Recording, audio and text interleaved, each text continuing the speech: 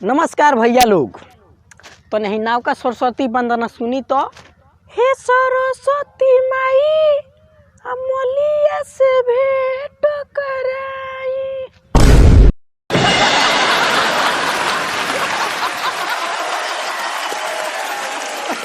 रे सरवा ई कौन सरस्वती वंदना हो रे?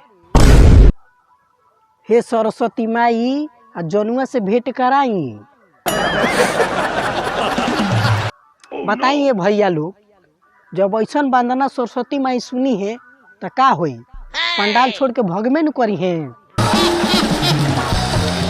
सफाई भोजपुरी के नाश कर देले बाड़ सन भैया लोग। जितना बनारा ब्यास बाड़ सन ये सब गावते बाड़ सन।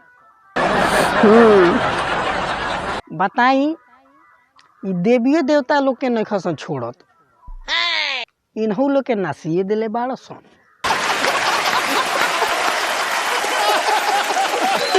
जावना माई के विद्या के देवी कहल जाला, वही माई से ही जनुआ के बात करता रस।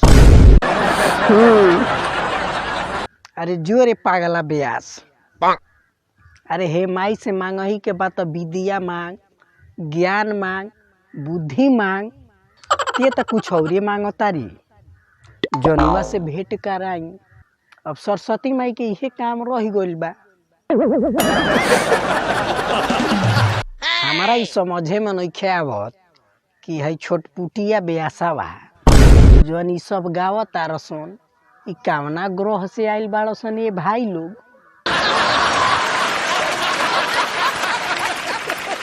ई सरस्वती माई के पूजा अर्चना करत रसन कि अपना अर्चना पूजा के याद करत रसन।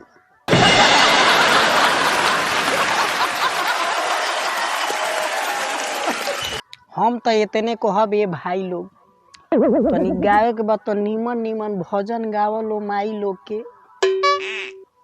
अगर कृपा होई है सरस्वती माई के नु तो तनी मुनी बढ़िया ब्यास बनिए जइबलो। हई विद्या के देवी से तू लो जनुआ के बात करत रहलू। बतावलो कितना संस्कारी ब्यास तू लो बाड़लो ये भाई।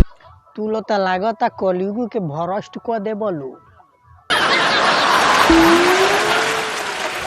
तोहल के ई भजन सुन के नु माई एकदम खुश हो जाई है।